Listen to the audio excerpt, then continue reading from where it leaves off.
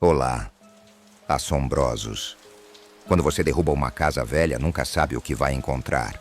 Canos enferrujados, fiação antiga, entulho, normal. Mas às vezes encontra segredos, histórias escondidas, verdades enterradas. Numa demolição em Guarulhos, achamos um bunker secreto embaixo do porão. Dentro tinha sinais de alguém que viveu presa por anos. Morreu esquecida. Numa obra em Santo André, 7 acidentes em um mês, sempre no mesmo local.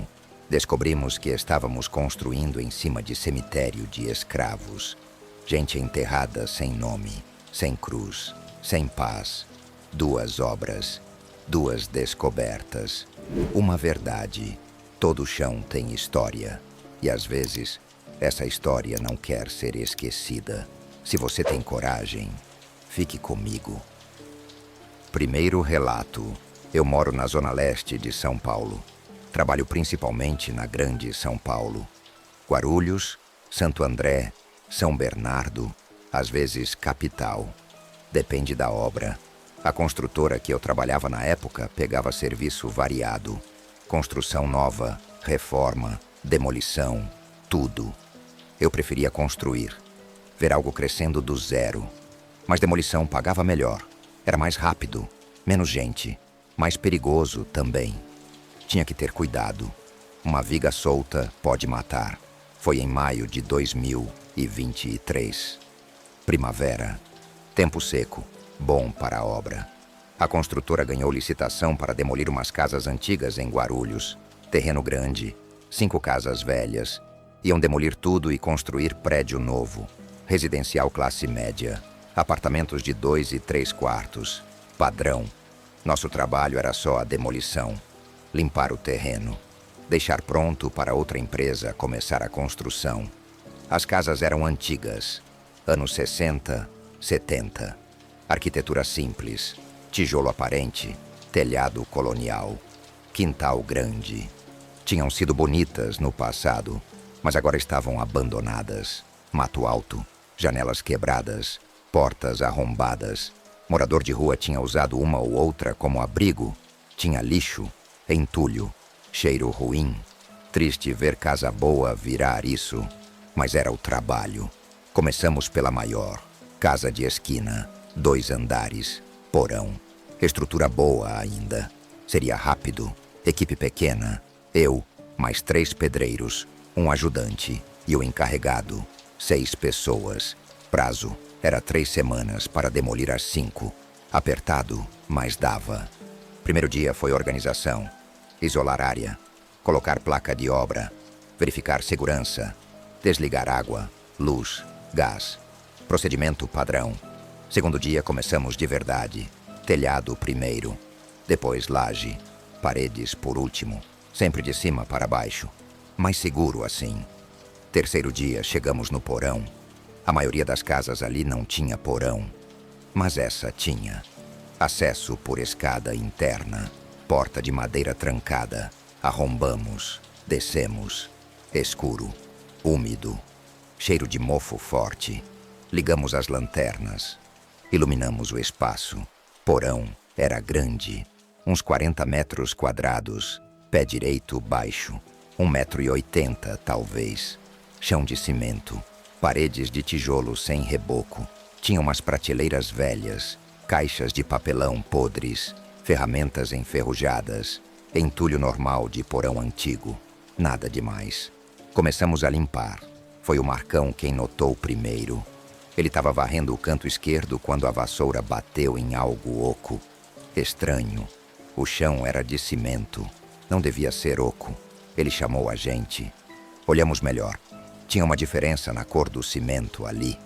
Um retângulo, uns 2 metros por 1 metro. Como se tivessem cortado o chão e cimentado de novo. Mas mal feito. Dava para ver a emenda. O encarregado mandou abrir, ver o que tinha embaixo. Podia ser fossa antiga, ou encanamento, ou só um desnível no terreno que cimentaram por cima. Pegamos picareta e marreta. Começamos a quebrar o cimento daquele retângulo. Estava fraco, quebradiço. Saiu fácil. Embaixo tinha terra. cavada, buraco, uns 50 centímetros de profundidade. Iluminamos com as lanternas. Dentro do buraco tinha algo coberto com lona plástica preta, velha, rasgada em alguns pontos. A gente parou, olhou um para o outro. Aquilo não era normal. O encarregado desceu no buraco, puxou a lona com cuidado. Embaixo tinha uma porta de metal, tipo alçapão, com dobradiças, e um cadeado, enferrujado, mas ainda trancado. A gente ficou sem entender. Uma porta no chão do porão, embaixo de cimento. Alguém tinha escondido aquilo de propósito. Cortamos o cadeado com a máquina de corte. Abriu fácil. Estava tão velho que quase desmanchou. Abrimos a porta de metal. Rangeu alto. Embaixo era escuro, muito escuro. Jogamos luz. Era um compartimento, uma espécie de esconderijo ou abrigo, cavado na terra mesmo, reforçado com madeira nas laterais, teto baixo. Devia ter uns 3 metros de comprimento por 2 de largura, altura de 1,5 metro no máximo. Descemos, eu e o encarregado. Os outros ficaram em cima, com as lanternas iluminando. Dentro tinha coisas, muitas coisas, e cheirava muito mal. Morte, mofo, urina, fezes, humano. Reconheci na hora. Já tinha sentido esse cheiro em obra que encontrou corpo de morador de rua. No canto tinha um colchão velho, fino, sujo, rasgado. Ao lado, baldes plásticos. Um com água parada, verde de lodo. Outro vazio, mas com restos secos no fundo. Banheiro improvisado. Tinha pratos de plástico, copos, garrafas de água vazias, embalagens de comida industrializada, biscoito, macarrão instantâneo, enlatados velhos, tudo vencido há anos. Na parede de madeira tinha marcas, riscos, feitos com algo pontiagudo, prego talvez, ou pedra, linhas verticais agrupadas de 5 em 5, contando dias, semanas, meses. Contei rápido. Tinha mais de 200 grupos, mais de 1000 riscos. Alguém ficou ali embaixo contando tempo, muito tempo. Tinha também um caderno, molhado, páginas grudadas, mas dava para ver que tinha escrita. Letras tremidas, desenhos. Pegamos com cuidado, subimos, chamamos todos, reunimos lá em cima. Abrimos o caderno devagar. As páginas se desfaziam nas mãos. Conseguimos ler alguns trechos. Era diário, de uma mulher, escrito a lápis. Algumas partes borradas demais, outras legíveis.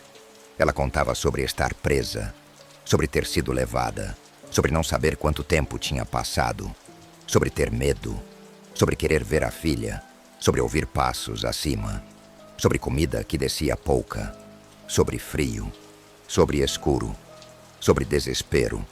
A última entrada legível era de data impossível de confirmar.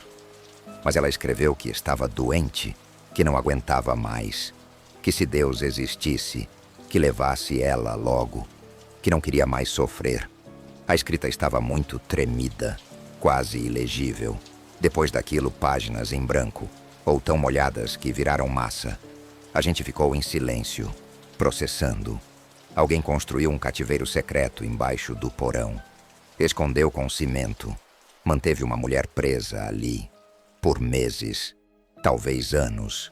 Os riscos na parede sugeriam mais de 3 anos. 1000 dias, pelo menos.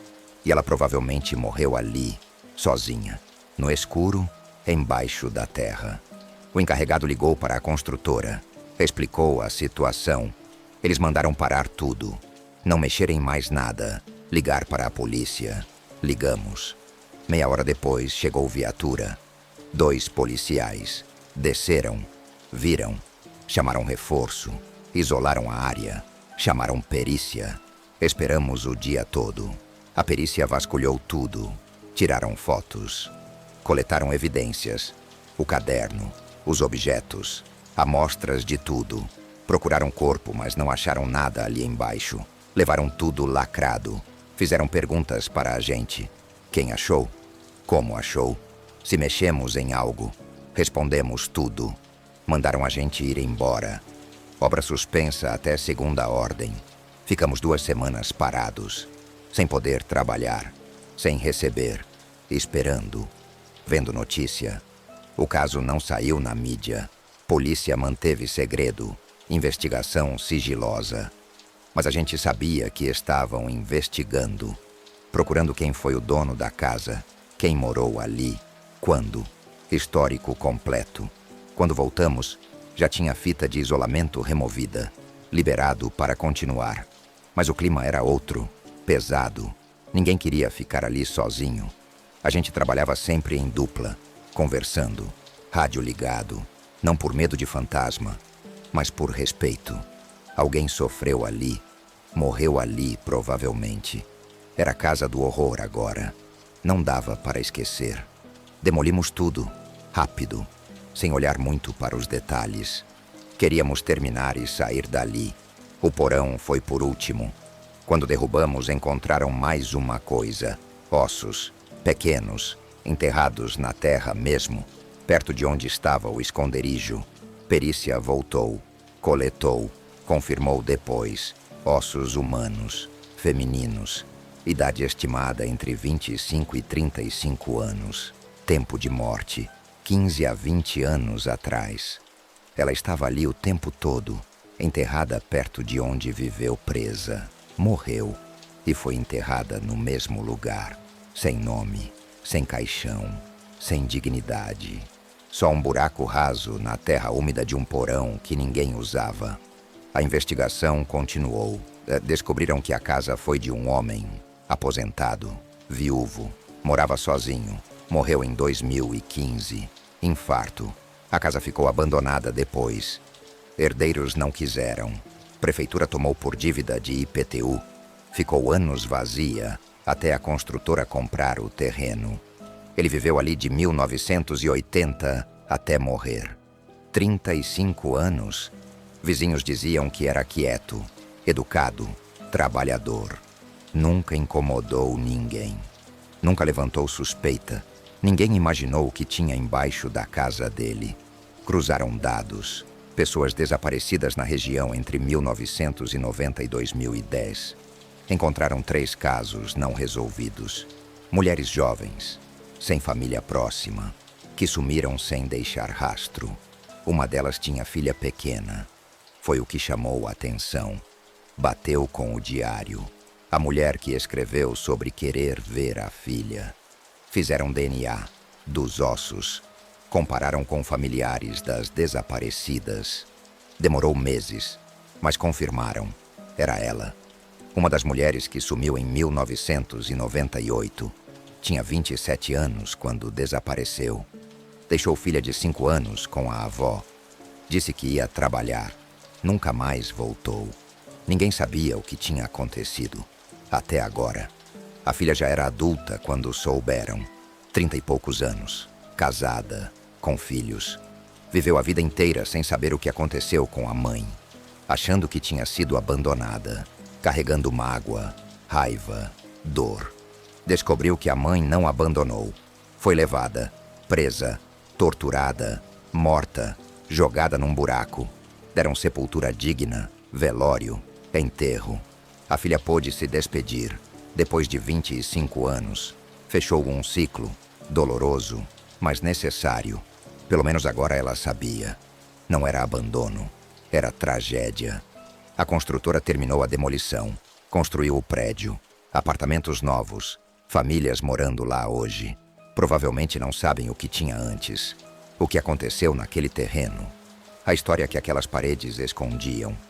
E talvez seja melhor assim, deixar o passado enterrado, literalmente. Mas eu sei, todos nós da equipe sabemos, e nunca vamos esquecer.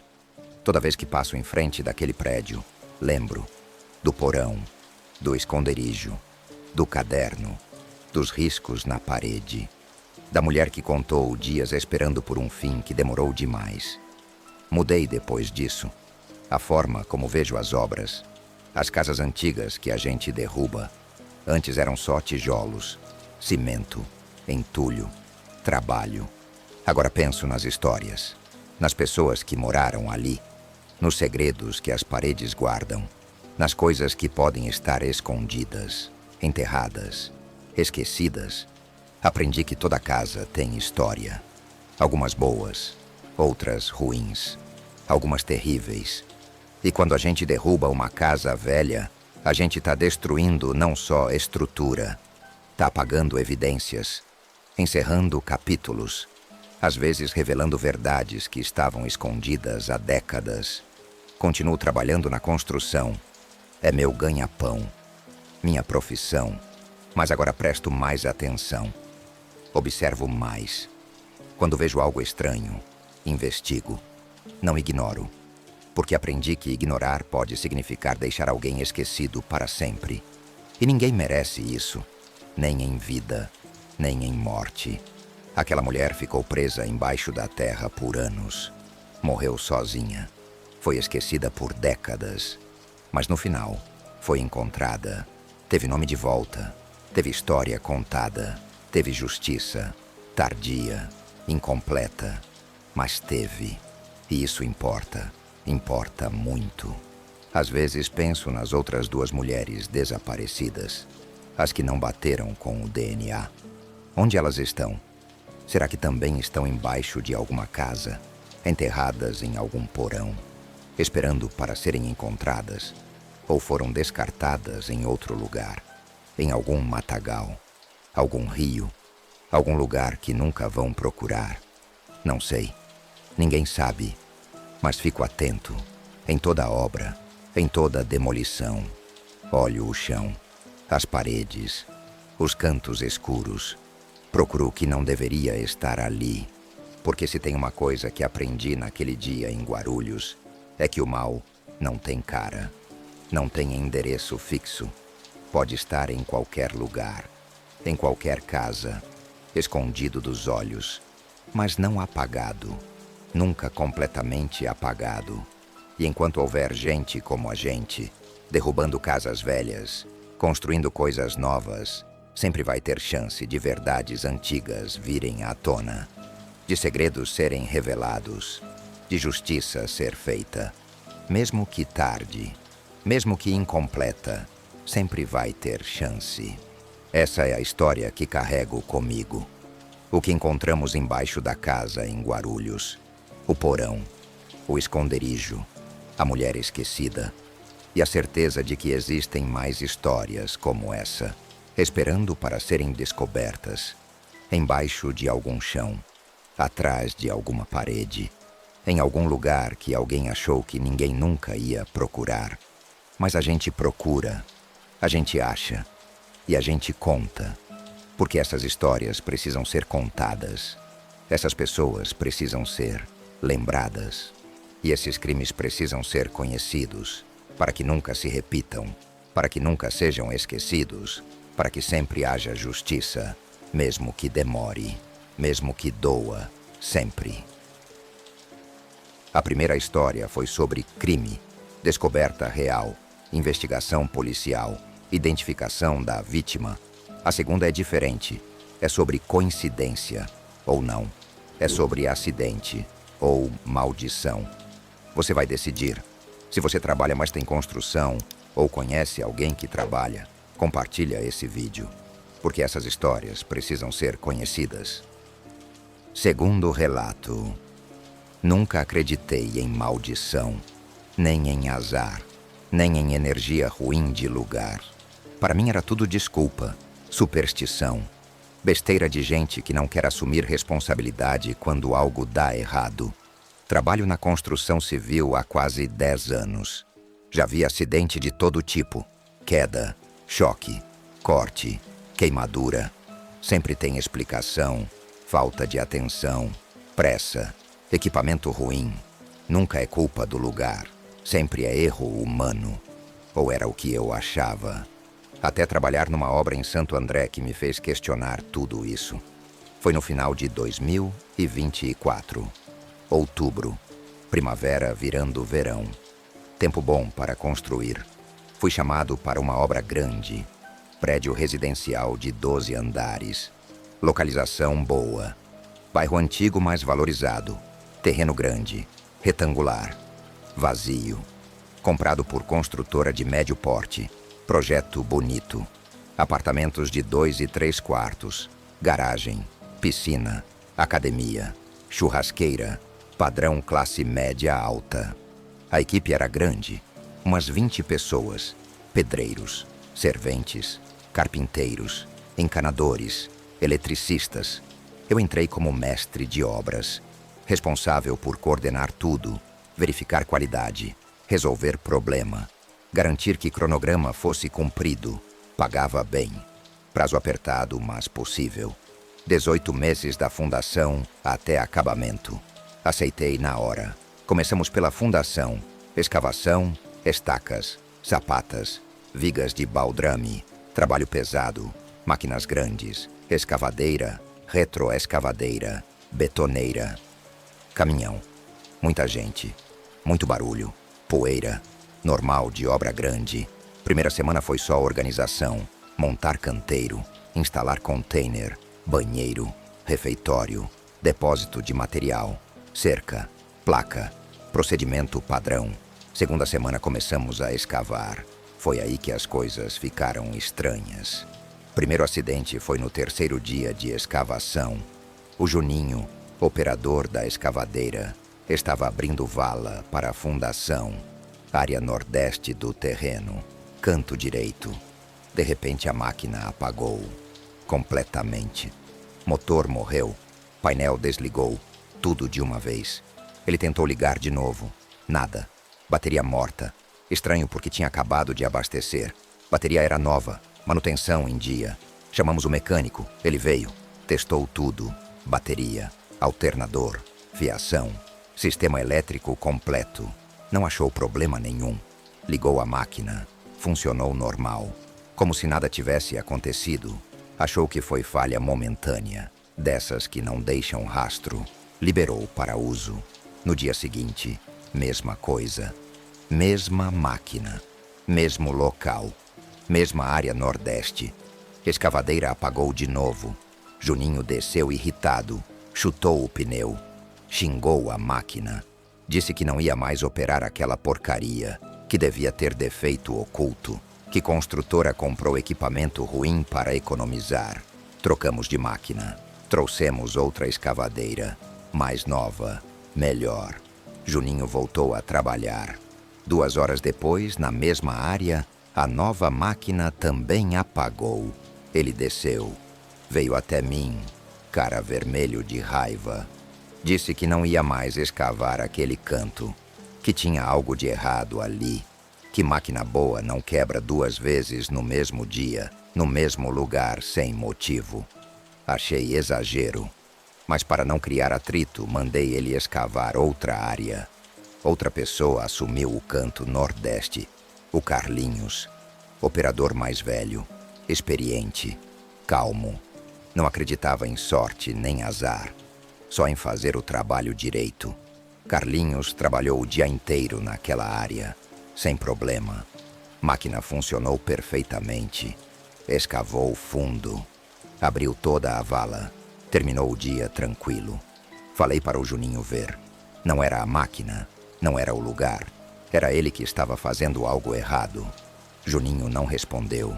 Só balançou a cabeça. No dia seguinte, Carlinhos não veio trabalhar. Ligamos para ele. Não atendeu. Mandamos mensagem. Nada. Estranhamos. Ele nunca faltava. Era o mais pontual da equipe. Ligamos para a esposa. Ela disse que ele estava no hospital. Acidente doméstico. Na noite anterior, a escada da casa dele quebrou. Ele caiu.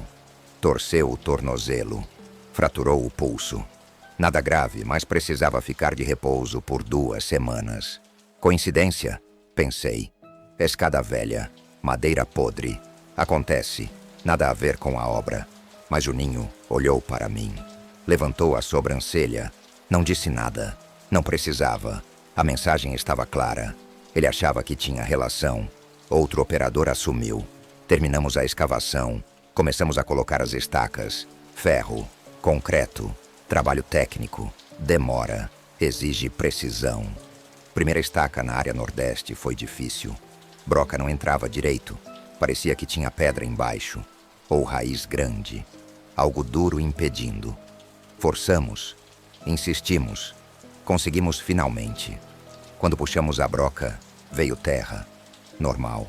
Mas veio também outra coisa. Pedaços de madeira. Velha, apodrecida, preta de umidade e pedaços de tecido. Também velho, rasgado, descolorido. Parecia roupa, mas muito antiga. Décadas, talvez século. Difícil saber. Paramos. Olhamos melhor. Chamamos o engenheiro. Ele veio. Examinou. Disse que terreno devia ter tido construção antes. Casa antiga, demolida, aterrada. Não era incomum. Santo André tinha muita construção antiga, muita história. Normal encontrar vestígio. Mandou continuar. Continuamos. Mais estacas, mais fundação. Mas os acidentes não pararam. Aumentaram. Ficaram mais frequentes, mais estranhos. Sempre na mesma área. O canto nordeste. A maldita área que ninguém mais queria trabalhar. O Paulo, carpinteiro, estava montando forma, martelando. De repente, o martelo escapou da mão dele. Voou. Acertou a própria perna. Abriu corte profundo. 8 pontos. Ele jurou que não soltou. Disse que o cabo ficou escorregadio do nada, como se tivesse óleo, mas estava seco. Todo mundo viu. Não tinha nada no martelo. O Anderson, servente, estava carregando ferro. Tropeçou. No nada. Chão liso. Seco. Sem obstáculo. Mas ele caiu. Ferro caiu em cima. Cortou o braço. 12 pontos. Ele disse que sentiu algo puxar o pé, como se tivesse mão segurando. Mas quando olhou, não tinha nada. Ninguém perto. Chão vazio. O Rodrigo Pedreiro estava subindo escada. Degrau quebrou. Madeira nova, sem rachadura, sem cupim. Quebrou assim. Ele caiu. Bateu as costas. Ficou de molho 3 dias. Voltou reclamando de dor. Foi embora na semana seguinte. Não quis mais trabalhar ali. Em um mês, 7 acidentes. Todos na mesma área. Todos sem explicação clara. A equipe começou a ficar tensa, nervosa. Ninguém queria trabalhar no canto nordeste. Fazia um corpo mole. Inventavam desculpa. Demoravam mais que o necessário. Produtividade caiu. Cronograma atrasou. Fiz reunião. Chamei todo mundo. Falei sério. Disse que acidente acontece em obra. Faz parte. Que a gente tinha que tomar mais cuidado. Usar equipamento direito. Prestar atenção. Que não era culpa do lugar. Era falta de atenção nossa. Alguns concordaram. Outros ficaram em silêncio, olhando para baixo, não convencidos. O seu Mané, pedreiro mais velho da equipe, esperou todo mundo sair. Veio falar comigo, sozinho. Disse que eu estava errado, que tinha algo naquele terreno, que ele já tinha trabalhado 40 anos em construção, visto muita coisa, e sabia quando o lugar não era bom. Aquele lugar não era bom, tinha presença, algo que não queria ser incomodado. Falei que era superstição. Ele deu de ombros. Disse que eu ia ver. Que enquanto a gente não respeitasse o que estava ali, os acidentes iam continuar. Perguntei o que ele sugeria. Ele disse para procurar a história do terreno. Descobrir o que tinha antes, o que aconteceu. Só assim a gente ia entender. Achei ridículo, mas estava desesperado. Obra atrasada, equipe com medo, acidentes toda semana. Precisava fazer algo. Fui atrás, pesquisei, conversei com vizinhos antigos. Fui na prefeitura, procurei documentos, mapas antigos, fotos, qualquer coisa. Descobri. O terreno tinha história, história pesada. Nos anos 1800 era área afastada. Não tinha nada construído. Era só mato, descampado. Usavam para enterrar gente. Não era cemitério oficial. Era informal. Para pobre, escravo, indigente, gente sem nome, sem família, sem dinheiro para enterro digno. Jogavam no buraco, cobriam com terra, sem cruz, sem marco, sem nada. Funcionou assim até início de 1900. Aí a cidade cresceu. Chegou perto da área. Prefeitura proibiu enterro ali. Mandou todo mundo usar cemitério oficial. Mas não desenterraram os que já estavam. Só aterraram por cima. Construíram casas, ruas, bairro. Ninguém lembrava mais. Ninguém sabia. Exceto alguns velhos. Alguns documentos esquecidos. Mostrei o que descobri para o engenheiro, para a construtora, para o dono. Todos deram de ombros.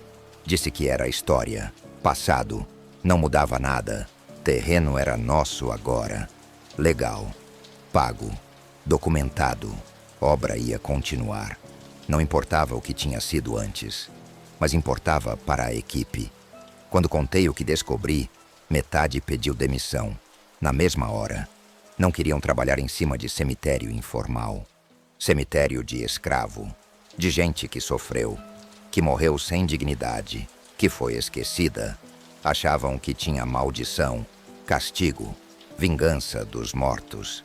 Fiquei só com metade da equipe. Teve que contratar gente nova, explicar a situação, ser honesto. Alguns aceitaram, precisavam do dinheiro. Outros recusaram. Não quiseram nem tentar. Entendi. Cada um com seus valores, suas crenças. Continuamos a obra, mais devagar, com mais cuidado, com mais respeito. Seu Mané sugeriu benzer o terreno, trazer padre ou mãe de santo, fazer limpeza espiritual. O dono da construtora riu. Disse que não ia gastar dinheiro com macumba, que era obra, não circo. Mas eu fiz por fora, com meu dinheiro. Chamei um pai de santo que conhecia. Expliquei a situação.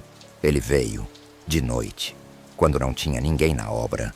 Fez trabalho dele, defumação, reza, oferenda, pedindo licença, pedindo passagem, pedindo paz para quem estava ali embaixo. Não sei se foi o ritual, ou coincidência, ou efeito psicológico na equipe. Mas os acidentes diminuíram. Não pararam, mas diminuíram. Ficaram mais leves. Pequenos cortes, torções leves. Nada grave, nada que afastasse por muito tempo. Terminamos a fundação. Subimos as paredes, laje, estrutura. Meses passando, obra andando. Devagar, com atraso, mas andando. A área nordeste continuou problemática. Sempre demorava mais. Sempre tinha pequeno problema. Mas nada como antes. Nada que impedisse. No 9º mês fizemos terraplanagem final. Ajeitar o piso externo. Jardim. Área de lazer. Foi aí que encontraram ossos. Vários. Pequenos. Grandes. Humanos. Sem dúvida. Alguns ainda com fragmentos de tecido. De madeira de caixão improvisado. Estavam espalhados. Deslocados pela escavação. Pela movimentação de terra. Mas estavam lá. Confirmando tudo. Paramos de novo. Chamamos autoridades. Dessa vez foi diferente. Era cemitério histórico. Não podia ignorar. Antropólogo veio. Arqueólogo. Historiador. Perícia. Coletaram tudo. Documentaram. Identificar era impossível. Sem registro. Sem nome. Sem DNA para comparar. Eram só ossos de gente esquecida há mais de 100 anos. Prefeitura ordenou recolher todos os ossos, dar enterro digno, em cemitério de verdade, com respeito, com registro, com marco. Fizeram cerimônia ecumênica, católico, protestante, espírita, africano, para respeitar todas as possibilidades.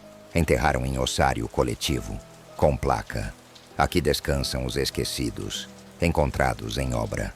1800, finalmente, em paz. Depois disso, terminamos a obra, sem mais acidente, sem mais problema. Como se o lugar tivesse acalmado, satisfeito, respeitado. O prédio ficou pronto, bonito. Apartamentos venderam, gente morando, crianças brincando, vida normal. Mas eu não esqueci. Ninguém da equipe esqueceu. A gente sabe o que tem embaixo, a história que aquele chão carrega. As pessoas que estiveram ali, sofreram, morreram, foram esquecidas e depois, finalmente, lembradas. Não sei se era maldição, ou azar, ou só série de coincidências. Acidente acontece em obra, sempre aconteceu, Sempre vai acontecer. Talvez não tivesse nada a ver com o terreno, com os ossos, com o passado. Talvez fosse tudo explicável, racional, normal. Mas mudei. Minha visão mudou. Antes eu ignorava a história, ignorava contexto. Para mim, terreno era terreno, terra, propriedade, documento. Agora penso diferente. Penso nas pessoas, no que veio antes, no que pode estar embaixo, enterrado, esquecido, esperando. Aprendi a respeitar. Não por medo, não por superstição, mas por humanidade, por empatia. Porque todo lugar tem história. Todo chão já foi pisado por alguém, vivido por alguém, às vezes enterrado por alguém.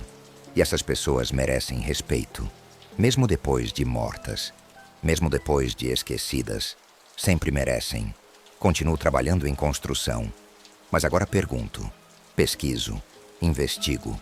Antes de começar obra, quero saber o que tinha ali antes, quem morou, o que aconteceu.